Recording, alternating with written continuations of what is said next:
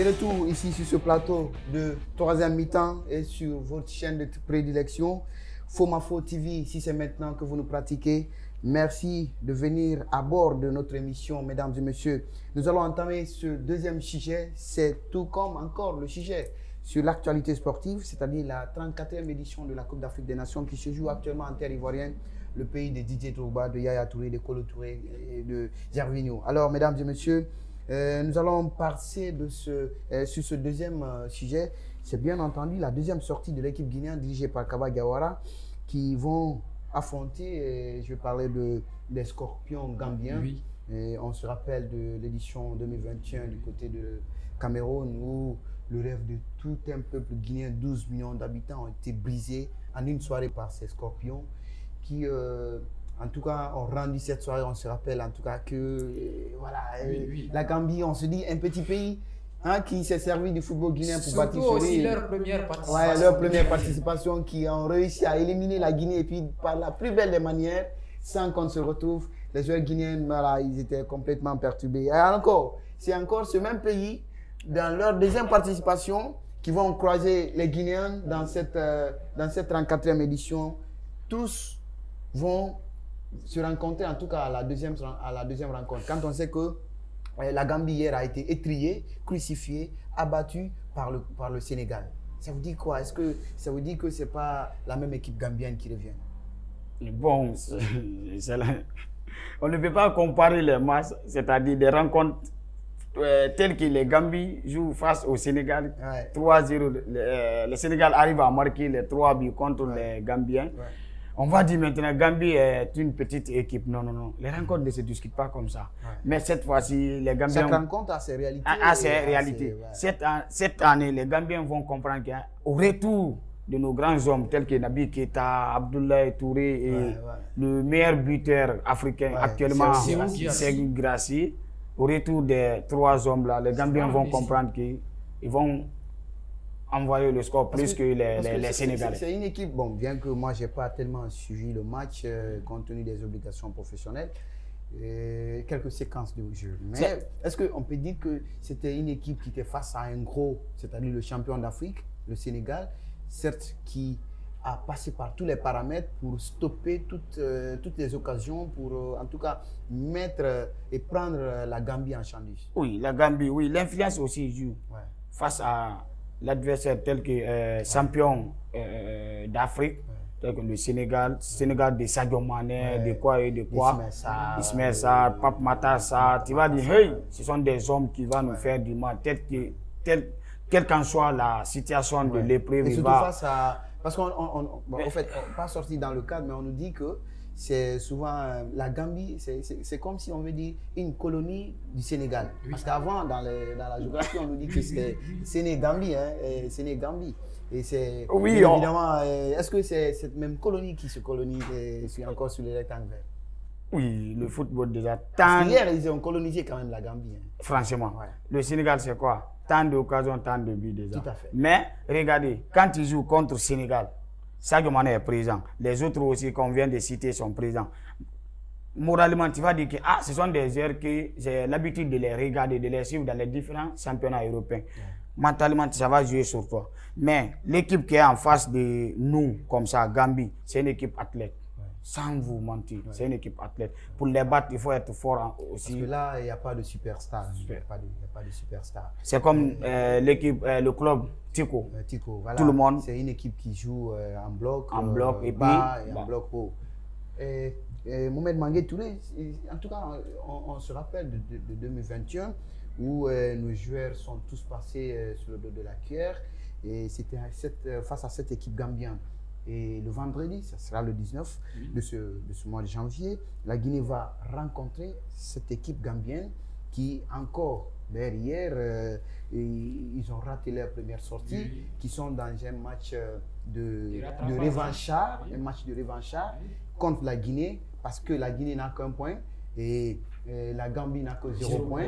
Est-ce que l'essentiel ou bien l'ambition pour les Gambiens, c'est d'obtenir les 3 points sur les Guinéens parce que c'est une occasion où il faut en profiter. Forcément, ça sera l'ambition des Gambiens d'en avoir les 3 points là. Et forcément, ça sera la même ambition des Guinéens d'avoir 3 points pour obtenir 4 points et puis être en avance par rapport à la formation gambienne, mais aussi à la formation camerounaise. En 2021, cette formation a écrasé la Guinée sur le score d'un but à 0. Et même si vers la fin, Kaba Diawara a effectué des changements qui étaient à la hauteur pour renverser la vapeur, mais ça n'a pas marché. On avait raté plusieurs occasions. Et donc, la même circonstance arrive à se répéter. Ça sera le vendredi entre la Guinée et la Gambie, c'est-à-dire la deuxième sortie. La Gambie a perdu leur première rencontre, c'est-à-dire face à les Lions de la Teranga sur le score de 3 buts à 0. La Guinée a obtenu un point face à la formation les Lions indéptables de Zambo en Kissa. Donc, les Gambiens mettent en tête quoi? On avait battu cette formation guinéenne sur le score de 1 but à 0 en 2021. Il faut que l'histoire se répète. Il faut qu'on arrive encore à menacer cette formation guinéenne. Et que les plans de Kaba Diawara, qu'est-ce qu'ils vont retenir? Il faut qu'on arrive à effacer cette histoire. Il faut qu'on arrive à annuler cette histoire. Et puis, il faut qu'on arrive à relever ce grand défi. En relevant ce grand défi, jouer dans les conditions les plus meilleures avec l'abnégation de la vivacité, de la combativité. Mettez la pression yeux plus haut. Vous ne pensez pas que la Guinée va se mettre dans un excès de confiance jusqu'à ce qu'il passe à côté? Oui, souvent, la population guinéenne ne comprenne pas ceci. Parce qu'on dit que c'est une équipe gambienne qui est trop petite, une équipe qui n'a pas de stars. Oui. C'est des joueurs qui jouent dans le championnat. Et puis derrière, nos joueurs sont dans les high level, ils jouent dans les grands clubs. Est-ce que c'est le temps de faire mal à cette équipe et maintenant se mettre dans cette sûreté, se mettre en confiance face à une équipe aussi où regorge pas mal de joueurs locaux et que les Guinéens finissent par passer à côté, que la Gambie revient encore dans l'histoire? Souvent, Mohamed Bassi, c'est purement inquiétant. Vous le savez, ce sont les petites nations qui vont rapidement qui font les surprises face à la Guinée. Et puis la Guinée a l'habitude de tenir à dessert les grandes nations.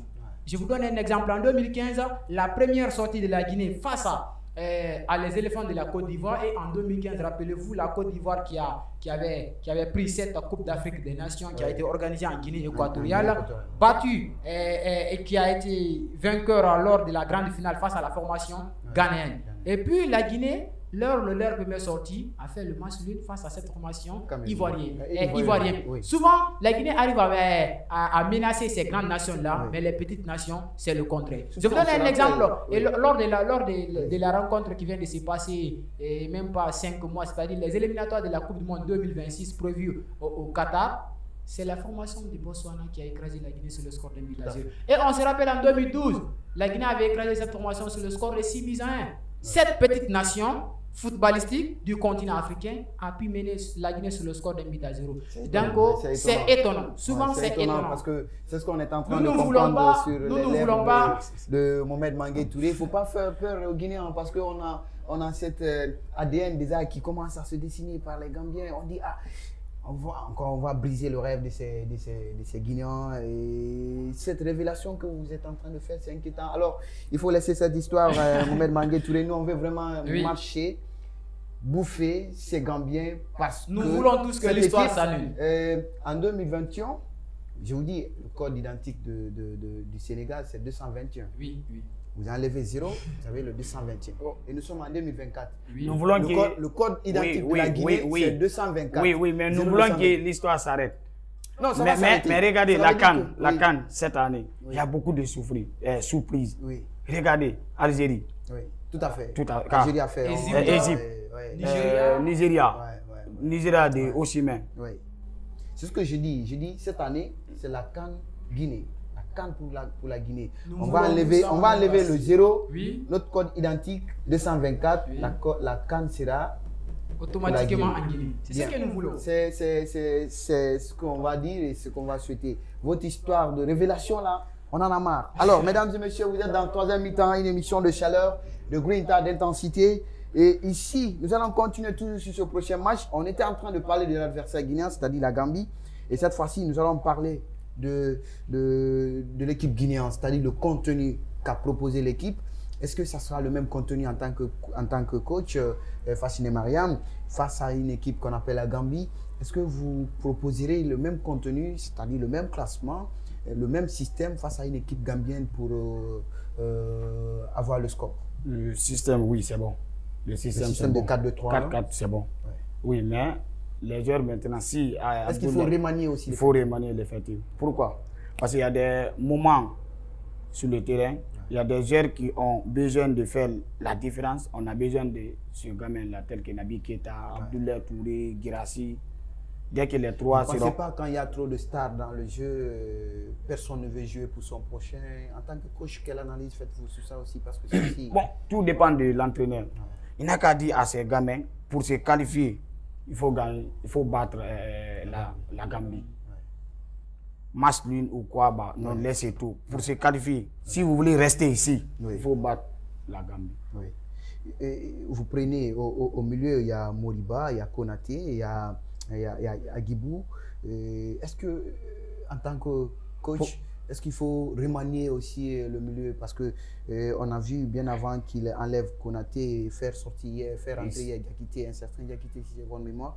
Est-ce que Ibrahim Diakité, est-ce qu'il faut remanier comme il a fait lors de cette première sortie? À la place de Konaté, il doit même pas Touré, Amadou Yawara. À la place de Kourouma, moi en tant que Kaba Yawara, je vais mettre Abdoulaye. Et si Naby Keita, le meilleur joueur guinéen, est disponible, mais s'il n'est pas disponible, on met Agibou là-bas. Et puis c'est fini. Avec les deux costauds là, les Gambiens vont comprendre. Bien. À la ligne d'attaque, vous avez un certain Guy Lavogui, un certain François Kamano et Bayo. Est-ce que vous pouvez faire une petite lecture sur la ligne d'attaque, connaissant que Martinez Kanté était sur le banc, c'est Guirassy également, et quoi d'autres qui sont aussi sur le banc? Est-ce que la ligne d'attaque est aussi vivace? Si on vous demande de faire un truc, un alliement sur la ligne d'attaque guinéenne, qu'est-ce que vous proposez? Oui, la ligne d'attaque, elle est purement vivace parce que hier, c'est le seul joueur qui passait à côté, c'est-à-dire c'est François Kamanou. Et on avait vu Souza, Morgan qui a réalisé un match extraordinaire, Mohamed Bayo qui était dans le tempo. Et pour le moment, on a une meilleure ligne d'attaque.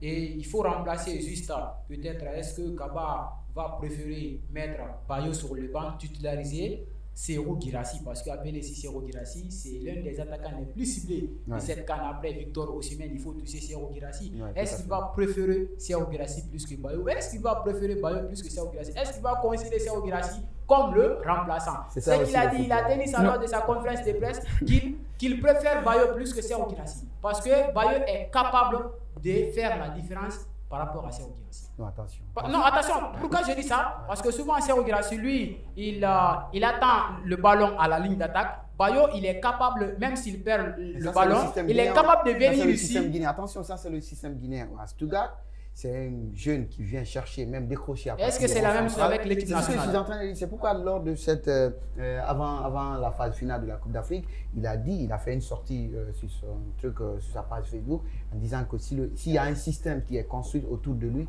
il fera mal parce qu'il en est aussi un serial buteur européen aujourd'hui. Tout le monde le voit. Tout le monde le voit. Un bon attaquant. Dépend les gens qui se trouvent derrière lui. Voilà. Aujourd'hui, tous les entraîneurs du monde souhaiterait avoir un meilleur buteur africain ou un deuxième meilleur buteur européen dans son effectif pour pouvoir construire quelque chose autour de lui. En tant que coach, ça vous dit quoi? Nous, les techniciens, même tu trouves un match devant quelqu'un qui est plus influence que toi, à son retour, on va te faire remplacer, on te met. Parce que l'influence aussi joue. Tant que Serhou Guirassy est présent dans le terrain, les adversaires vont dire il est trop progressif. Il va faire du mal, Tant qu'il est là, les autres aussi pourront jouer maintenant librement. Regardez si Naby est présent. Regardez l'édition précédente contre le Sénégal, Naby était présent. Dès que Naby a le ballon, c'est obligé que Papa Mata vienne directement, va lui faire du mal. Regardez, contre le Nigeria, Didier a fait pour que Naby, dès que Naby a quitté, ils ont dit ok c'est bon, Didier a commencé maintenant à s'imposer maintenant. L'influence aussi joue. Tant qu'il n'y a pas ça, il faut le comprendre comme cela parce qu'il est aussi important quand on a des joueurs, l'adversaire fera tout, mélanger la terre et le ciel pour manquer comme il a fait hier parce que si Kamano était efficace, agressif, voilà. Parce qu'il était à un moment, il était le seul joueur à poser, calmer le ballon et avancer. Mais voilà, Et puis, il est capable de faire progresser l'équipe. Est-ce que quelque chose ne s'est pas passé? En tout cas, ce qui reste à l'intérieur, comme souvent les Guinéens aiment prononcer ceci, ce qui reste à l'intérieur, reste à l'intérieur. Mais est-ce qu'il n'y avait pas quelque chose qui s'est passé hier à l'anniversaire? Parce que lorsqu'on avait vu François Kamano, on dirait qu'il ne veut pas jouer. Non, ça c'est des spéculations. On ne va pas rentrer dans ce sujet. Il faut comprendre que François Kamano n'était pas dans un bon match. Ça arrive à dans son tempo, ça arrive à tout un grand joueur, même Cristiano Ronaldo ou bien Lionel Messi. Il se peut qu'il y a des jours de match où il ne se retrouve pas. Ça c'est naturel, oui, ça arrive. Donc nous, ce qui nous intéresse, en tout cas pour cette rencontre face à la Gambie, il faut comprendre que la Guinée a une équipe aussi compétitive et face à une équipe aussi très joueuse, une équipe aussi moindre plutôt que cette équipe guinéenne. Est-ce qu'on peut s'attendre à un résultat aussi satisfaisant pour permettre à la Guinée de se repositionner en haut du plateau? Bon, la Guinée a une équipe jeune, mais pas compétitive d'abord, parce que ce sont des jeunes. Il veut montrer aux gens d'où nous sommes capables. Regardez, la rentrée du jeune là, Fasciné Conté. Il a tout fait. Aller-retour. Ce que Cameroun ne fait pas. Lui, il commence maintenant à descendre et puis récupère le ballon. Il donne à Agibou. Agibou place. Mais les transmissions n'étaient pas favorables. Ou bien la Guinée mérite d'avoir marqué même le deuxième but. Agibou, l'action qui Agibou était interceptée là, si c'était lui.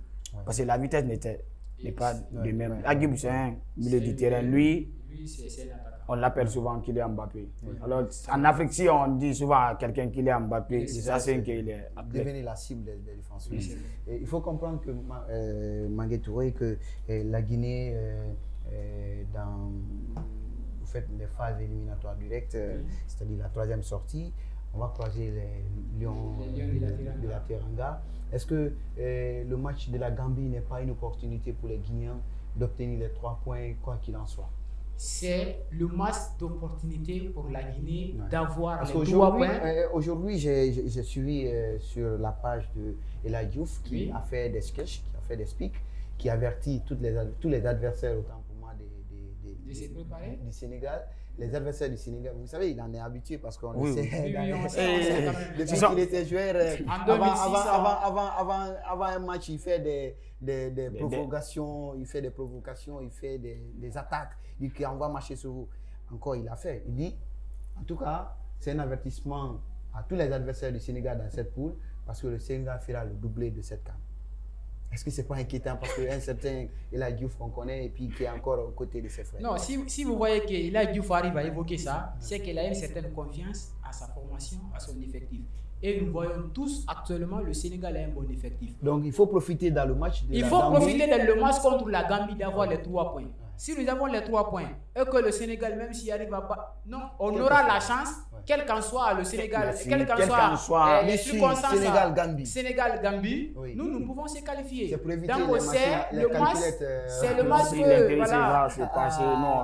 Pour ne pas se qualifier au détriment de son adversaire. Pour qu'il joue dans les tours précédents, il n'a qu'à arracher les 3 points contre la Gambie. Ça, c'est fini. Dès que la Guinée arrive à obtenir 4 points, si la Guinée ne devient pas deuxième, il va le meilleur troisième.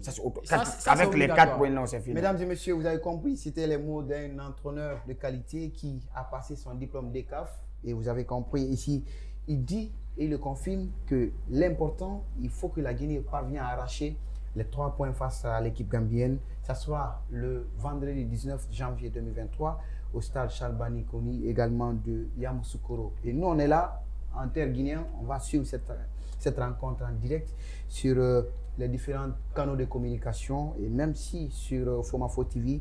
Et nous allons revenir pour débriefer cette rencontre sur ce plateau dans votre émission Troisième Mi-temps. Troisième Mi-temps est une émission juste dédiée par un temps qui vous permettra de vous prononcer sur les réalités, les velléités. En tout cas, tout ce qui a été temps fort dans une rencontre, dans un match de football. Nous allons essayer de fermer portes et fenêtres de cette émission parce qu'il est de coutume en Afrique, on ne se quitte pas sans se dire au revoir. Je pense que l'émission, on remercie tout un chacun. Maxwell, alias Maxwell, lui c'est Mohamed Mangué Touré, vous êtes chroniqueur sportif. Est-ce que c'est la première ou la dernière fois d'être à Fomafo? Oui, c'est ma deuxième fois d'être à Fomafo. Vous ne revenez plus maintenant? Vous ne revenez plus jamais maintenant chez nous? Oh, il s'appelle ici Fomafo TV. Je pense que c'est une télé de développement. C'est une télé qui est en train de mettre les points sur les i, les barres sur les t, les accents sur les et pour qu'on puisse quand même, pour qu'il puisse ressortir la préfecture de Koya dans un trou où il se trouvait auparavant. Donc, c'est ça. Et nous, on vous dit merci. Merci pour le déplacement. Et voilà, merci à vous, Mohamed Passi. Merci à Coach Fassine Mariam Kamara alias Ghana. Et merci à un grand frère du côté de Kondia. Il s'agit Ibrahima Touré alias Bonglé pour les intimes. Coach, il est de coutume en Afrique, on ne se quitte pas sans se dire au revoir. Oui, ça c'est notre... Voilà, c'est quoi votre mot de la fin? Qu'est-ce que vous conseillerez ou qu'est-ce que vous disiez à l'entame des téléspectateurs? Bon, je dis merci à le chroniqueur Max Mouel et merci au PDG, merci au le grand journaliste. Merci. Facile pour les intimes. Merci beaucoup. Merci. Foma TV, c'est notre maison, c'est notre fierté. Mesdames et messieurs, vous étiez à bord de votre émission Troisième mi-temps. Si vous êtes là, nous étions là aussi pour vous servir. Merci de prendre votre petit temps. Nous, on vous retrouve très prochainement chez vous dans cette même émission Troisième mi-temps, histoire de vous dire ciao, ciao. Merci.